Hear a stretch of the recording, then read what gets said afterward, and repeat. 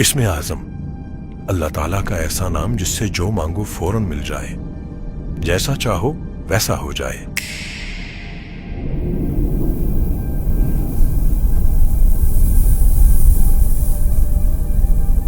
मैं सोचता था कि जब मुझे इसमें आज़म मिलेगा तो मैं अपने लिए एक बड़ा महल बनाऊंगा, ऐसा महल जो न कभी किसी इंसान ने देखा हो, न किसी जिन ने। दुनिया भर के खजाने इस महल में मौजूद हैं और मैंने वो बना भी लिया। लेकिन बाद में एक बात समझ आई कि इसमें आज़म में तो उससे भी बड़ा खजाना है। मुझे वक्त में सफर करने पर इख्तियार हासिल है। मैंने हर नबी के दौर में जाकर उनसे मुलाकात की और उनसे कायनात के अनोखे राज जाने। हजरत आदम अलैहिस्सलाम से पहले की दुनिया देखी। मुझ पर सदियों में इतने राज खुले हैं कि मैं शायद किसी को ना बता सकूं।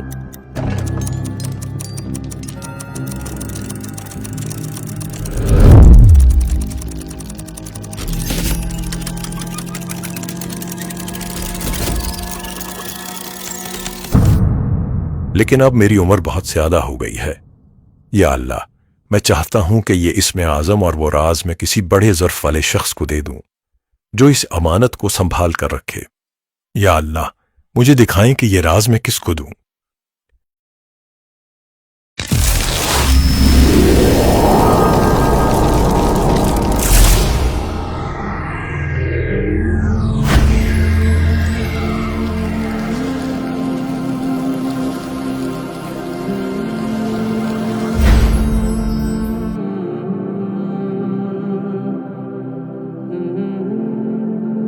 आइए आइए अलामा साहब, आपका ही इंतजार था।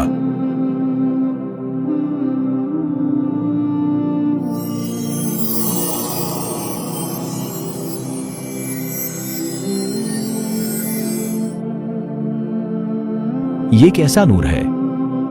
तसल्ली रखें, मैं आपको सब कुछ बताऊंगा। मेरे पास आपके लिए बहुत अमानतें हैं। सबसे बड़ा जो तोहफा है वो इसमें आज़म है। वो इसमें आज़म मुझे एक सहाबी जिन से मिला था। तुम जिंदगी भर इसमें आज़म के मुतलाशी रहे हो। अगर तुम्हें इसमें आज़म की तासीर चाहिए तो इसका एक अमल है, बस वो कर लो। उसके बाद बस तुम जब इसको पढ़ोगे, जो चाहोगे अल्लाह के अमर से फौरन वैसा हो जाएगा। लेकिन एक बात का ख्याल रखना, इसमें आज़म हासिल करने के बाद जो दुनिया तुम पर खुलेगी उसका इजहार हर किसी से नहीं कर सकोगे। इन राजों को छुपाए रखने की कोशिश करना। लेकिन अगर जिंदगी में कोई ऐसा मिले जिसका ज़र्फ इतना हो कि वो ये राज कदरदानी से ले सके तो उससे छुपाना मत। आपने मुझे इस राज का अहल कैसे समझा? आप तसल्ली रखें, मैं आपको हर बात का जवाब दूंगा और हर अमानत आपको दूंगा। आपने बताया कि इसमें आज़म की बरकत से आपको वक्त में सफ़र करने पर इख्तियार हासिल है। मेरा एक सवाल है, माजी में बहुत सी बड़ी हस्तियों के साथ बहुत बड़े हादसात हुए, तो ऐसा क्यों नहीं किया जाता कि हम माजी में जाकर उन्हें पहले से आने वाले हादसात से आगाह कर दें? आपके इस सवाल के पीछे कायनात के काफी राज छुपे हैं। मैंने एक बार कोशिश की कि मैं माजी में जाकर एक अजीम हस्ती को उनकी शहादत से बचा लूं। जब मैं वहां पहुंचा तो एक अनोखा वाकया हुआ।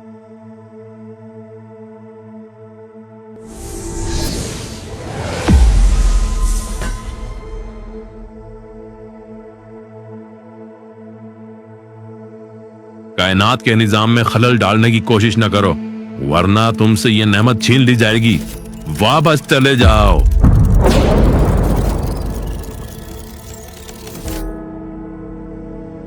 अल्लाह अकबर, इसके पीछे क्या राज है? असल में ये वो वाकयात हैं जो अल्लाह ताला की तरफ से पहले से तय है। अल्लाह ताला की मंशा यही है कि इन्हें ऐसे ही होना है, और अपने आप को अल्लाह ताला की मंशा पर राजी कर लेना ही बेहतरीन अमल है। जिन्होंने आपको वहां रोका था वो कौन थे? वो तकवीनी निजाम के लोग थे। दुनिया में आज तक जिसको भी इसमें आज़म मिला है उसका ताल्लुक तकवीनी निजाम से जरूर होता है। जब भी कोई इंसान या जिन किसी ऐसे अमल में मुदाखलत करे जो कि अल्लाह ताला की मंशा के खिलाफ है, तो उन हस्तियों की जिम्मेदारी है कि वो उसका सदेबाब करें, चाहे वो माजी का है या मुस्तकबिल का। मसलन अल्लाह ताला की तरफ से पहले से तय है कि हजरत ईसा अलैहिस्सलाम ने इस मीनार पर उतरना है। अब दुनिया की कोई भी ताकत उस मीनार को नुकसान नहीं पहुंचा सकती। तकवीनी निजाम के ये रिजालुल गैब हर वक्त इस मीनार की हिफाजत करते रहते हैं। तकवीनी निजाम चौथी जमीन से चलता है, یہ جو زمین ہمیں نظر آتی ہے یہ ایسے نہیں ہے، بلکہ اس کی سطحیں ہیں اور کل 7 زمینیں ہیں۔ آپ کو اسم اعظم دینے سے پہلے میں چاہتا ہوں میں آپ کو تکوینی نظام سے جڑے سارے راز بتاؤں۔ آپ میرے ساتھ آئیں، میں آپ کو چوتھی زمین میں لے جاتا ہوں۔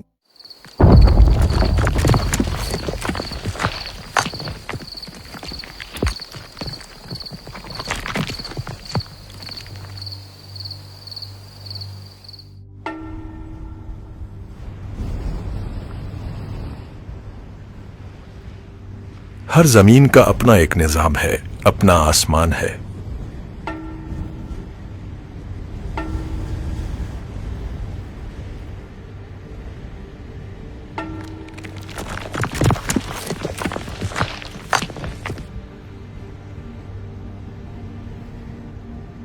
انت الہادی انت الحق لیس الہادی الا ہو۔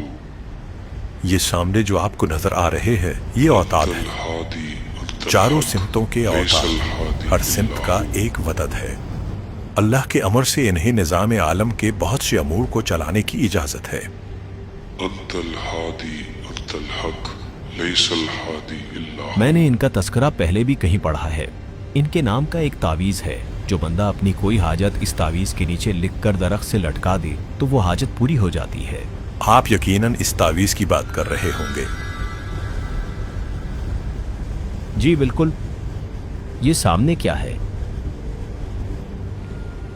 آئیں میں آپ کو بتاتا ہوں۔ یہ جو سامنے آپ کو نظر آ رہے ہیں یہ وہ ہستیاں ہیں جن کے ذمے ان چیزوں کا فیصلہ کرنا ہے کہ کس کو کتنا رزق ملنا ہے، کس کو اولاد ملنی ہے یا کس کی زندگی میں خوشحالیاں آنی ہے۔ جیسا یہ کسی کے لیے لکھ دیتے ہیں اللہ کے امر سے ویسا ہو جاتا ہے۔ اس سارے تکوینی نظام میں 40 ہستیاں یا ابدال موجود ہوتے ہیں۔ بہت سے وظائف کی تعداد 40 انہی کی نسبت سے رکھی گئی ہے۔ میں نے ایک بار ایک محفل میں انوکھا منظر دیکھا۔ اس محفل میں ایک مخلص مجمع بیٹھا 40,000 مرتبہ سورہ اخلاص پڑھ رہا تھا اور ان ہستیوں کو ہدیہ کر رہا تھا، اور یہ ہستیاں اس محفل میں شامل تھیں، اور جو بھی اس محفل میں جو حاجت لے کر بیٹھا تھا یہ ہستیاں ان کی حاجتوں پر قبولیت کے فیصلے لکھ رہے تھے۔ سورہ اخلاص کا 40,000 کا عمل بھی انہی کی نسبت سے 40,000 مرتبہ پڑھا جاتا ہے۔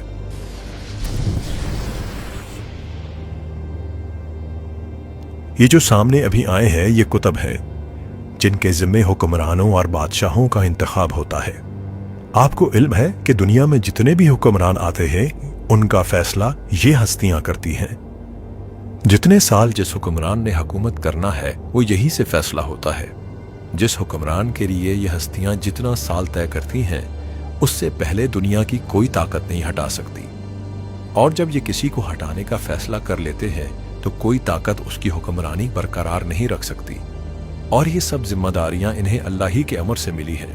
ان کا کوئی عمل اللہ تعالیٰ کی منشا کے خلاف نہیں ہوتا اور نہ ہو سکتا ہے۔ اللہ اکبر۔ آپ نے فرمایا کہ ان کا انتخاب ہر دور کے نیک انسانوں یا جنات میں سے کیا جاتا ہے۔ ان کے انتقال کے وقت کیا معاملہ ہوتا ہے؟ اس کے پیچھے بھی ایک انوکھا نظام ہے۔ اسم اعظم کی برکت سے کئی صدیاں پہلے میری ایک انسان سے دوستی ہوئی۔ وہ کوئی عام انسان نہیں تھے بلکہ تکوینی نظام میں مکہ کے امیر تھے۔ بابا مجھے بتائیں ابھی اگلا بادشاہ کون ہوگا؟ ایک تو تم سوال بہت کرتے ہو۔ بتائیں نا بابا، چلو میں آپ کو 40 مرتبہ سورہ بقرہ ہدیہ کرتا ہوں۔ یہ تمہاری عادت نہ، بس اسی وجہ سے تم جیت جاتے ہو۔ بس میں اتنا بتاؤں گا، ابھی جو بادشاہ ہے اس کی بادشاہت کا صرف 1 مہینہ باقی ہے، اس سے زیادہ کچھ نہیں بتاؤں گا تمہیں۔ اچھا میرا ایک اور سوال ہے، اس کا جواب دے دیں، پھر میری آج کی چھٹی۔ میں یہ سوچ رہا تھا کہ جو تکوینی نظام کے لوگ ہوتے ہیں ان کی ذمہ داری کب ختم ہوتی ہے؟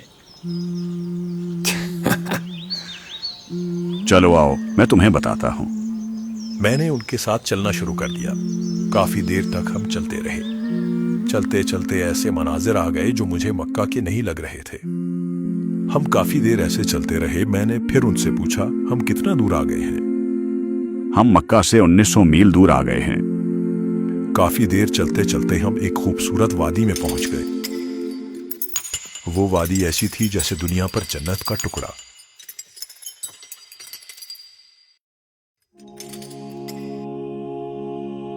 जवान, ये वादी दुनिया की नहीं है और ना ही ये जन्नत है। ये वादी अल्लाह ताला ने रिजालुल गैब के लिए बनाई है। जब अहले तकवीन रिजालुल गैब या अब्दाल में से किसी का आखिरी वक्त करीब होता है तो उसे कुछ दिन पहले उसकी खबर हो जाती है। वो इस जगह आ जाता है और खुद को अल्लाह के हवाले कर देता है। मेरा वक्त आ गया है, मैं अब इस दुनिया से जा रहा हूँ। अल्लाह ने मेरा बदल पहले से बना दिया है। मैं 3 बातें तुम्हें कहता हूँ, इनके गवाह रहना। मैं अल्लाह ताला की तौहीद का कायल हूँ। हजरत मोहम्मद सल्लल्लाहु अलैहि वसल्लम को आखिरी नबी मानता हूँ। दीन के सारे अहदो पैमा किए जो दीन के लिए जरूरी हैं।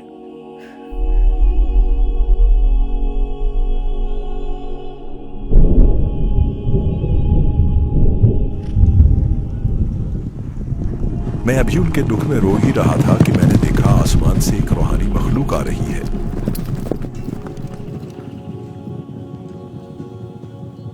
मुबारक है वो शख्स जिसने अल्लाह की अमानत को संभाला और अल्लाह की अमानत की हिफाजत की और अल्लाह की अमानत का साथ दिया।